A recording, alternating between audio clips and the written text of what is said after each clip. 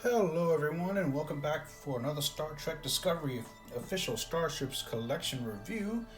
Before me I finally have issue number 2, the USS Discovery itself. And as you can see, I have a mini magazine here and a model in a large size box. So I'll put this huge thing aside and we can see what's going on inside of that magazine. Alrighty, so there it is, the mini magazine for Star Trek, the Discovery Starships Collection issue number 2, featuring the Discovery itself. And has some basic specification information. It's considered cross-field class and launched in the 23rd century and is 750.5 meters long. And I just wanted to point out that mine was signed by writer Kristen Beyer, who fans should know. She's written, I think, a couple of episodes of Voyager, as well as some various Voyager novels, and I believe she's one of the writers for Star Trek Discovery as well, if I'm not mistaken. So first off, on the magazine, you'll notice that it's a pretty cool looking image there as far as the cover is concerned. So let's look inside. And the magazine layout or format follows the same as the other Star Trek Starships collection magazines. Basically, profile, designing of the ship, etc., with stand mounting guide here. And once again, it is considered cross-field, affiliated with the Federation in the 23rd century, 750.5 meters long approximately, and its captain is or was Gabriel Lorca. For those of you who have seen the season all the way through, know what I mean by that. And turning the page here, you can see a nice little brief text about the ship, as well as different CGI renderings of the ship as well. And of course, there's Lorca there, and the registry in bold. And turning the page, there's some more text down here at the bottom, and a nice cross-field view, I guess, no pun intended. I'm showing you the various views of the ship, and here's a section which I guess will probably, in my opinion, be the most interesting part of this magazine. But this would be the section on the designing of the Discovery, and talks a little bit about that. As you can see, there's a lot more text here than in previous pages, and more about the concept art, and etc., etc. And interestingly to note that John Eves, Star Trek ship designing veteran for decades, has come back, or has been back, to work on Discovery. Probably one of the few original, and by original I mean from Next Generation onwards, not necessarily the original series, but he's one of the veterans of the other Star Trek series and films. And so he's been working on Discovery as far as models and stuff, whatnot, are concerned. So yeah, here's more on that. And it's kind of interesting that you can see the various nacelle ideas here. It's pretty interesting considering that I think the producers at the time strictly had a mandate no cylindrical nacelles, which in my opinion makes absolutely no sense, especially considering that the NX-01, all those Starfleet type ships had cylindrical looking nacelles that fit into the era from the Phoenix all the way on up until the NX-01, etc. And of course, Federation starships in the original series time all had the same cylindrical warp nacelles with spinning warp coils. So I could sit here and go on about that for hours, but I won't. But it's kind of interesting that it's mentioned here in the magazine as well. And right here, you'll notice there are two different versions of the ship, or two different images of the ship. And this one in particular, I want to point out that I happen to like as far as, I guess, imagery goes. And I'll tell you why. Because if you look, it looks like the ship's traveling at warp, right? Well, that's the way the warp effect used to look when ships were flying by the camera or whatnot on previous shows. And I must be honest here, I missed that warp drive look, and just seemed a little bit more realistic and a little bit more authentic to me. But anyway, and turning the page, you have more on that in the back there, as well as some different views of the ship. And unlike the larger magazines where we would, for the other collection, where we would get like an on-screen appearance page kind of thing and some interesting trivia, that sort of thing. So far, these magazines in the Discovery collection don't have that, which is maybe a little bit of a bummer. But considering that this ship in particular has been in every episode of the show, I guess you can't really complain about it not being in this particular issue. And I guess coming up in May will be issue number 3, the Klingon quote-unquote bird of prey. So I guess that ought to be something, I guess, interesting. So yeah, and turning the back of the magazine, you can see the Discovery on the back there. So that pretty much rounded up the Discovery magazine for issue number 2. Overall, not too bad. With a lot of interesting information in there. And now, without further ado, let me look at the model itself. All right, and here it is. As you can see, the box is large, just like the Shenzhou, whatever, that we got a month or so ago. To be honest, I didn't think I'd get another Discovery ship so soon. But I know that, you know, people who ordered this online got this a lot earlier, and et cetera, et cetera, et cetera. So anyway, I'm kind of glad I got it now, even though the wait has been kind of long for me personally. But yeah, so anyway, the box looks similar to the Shenzhou's box, and I think the rest of the ships the rest of the models in this collection will follow the same format. It's got an image of the ship there, Discovery logo, same with the sides and the back and the bottom, etc., etc., etc. So yeah, let's get this thing open.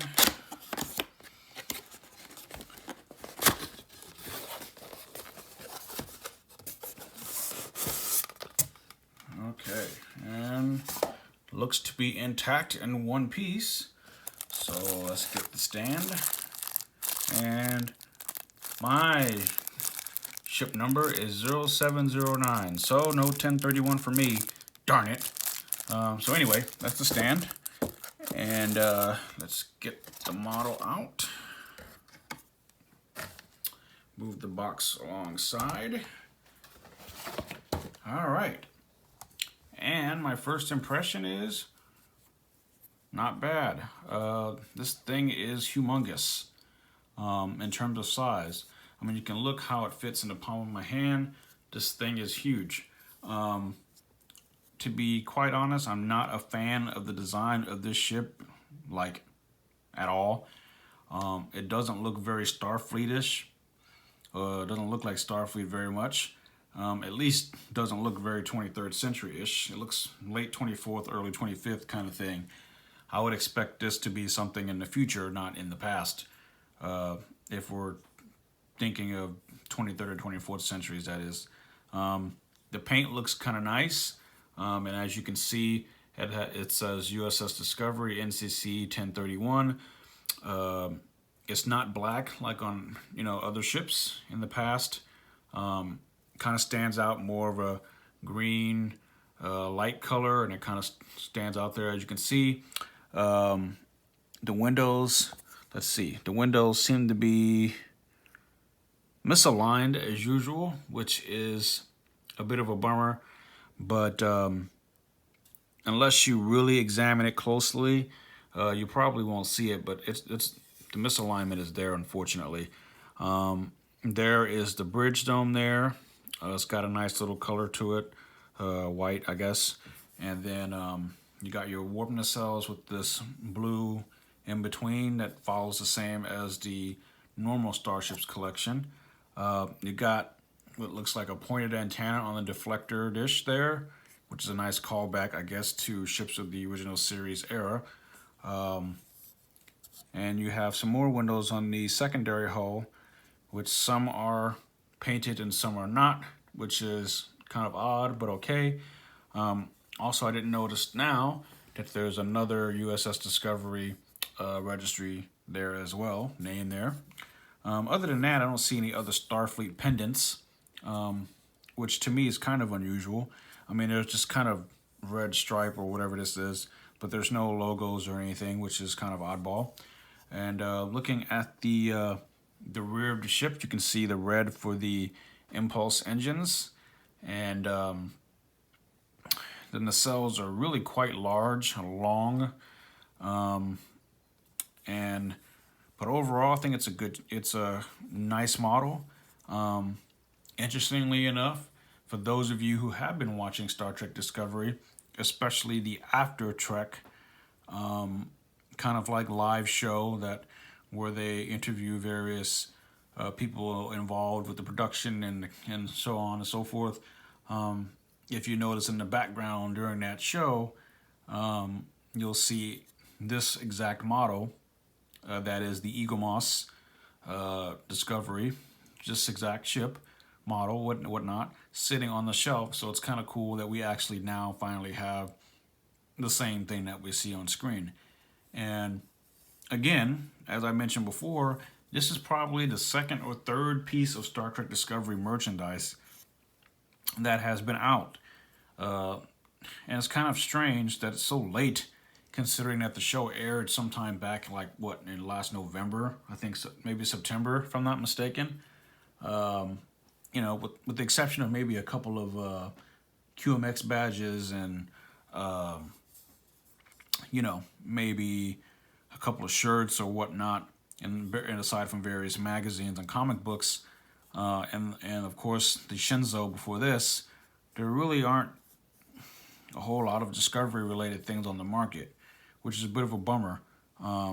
That's one thing that I wish Star Trek would have been more like Star Wars in that idea, where the market was kind of saturated, but not oversaturated. There's just too much Star Wars out there.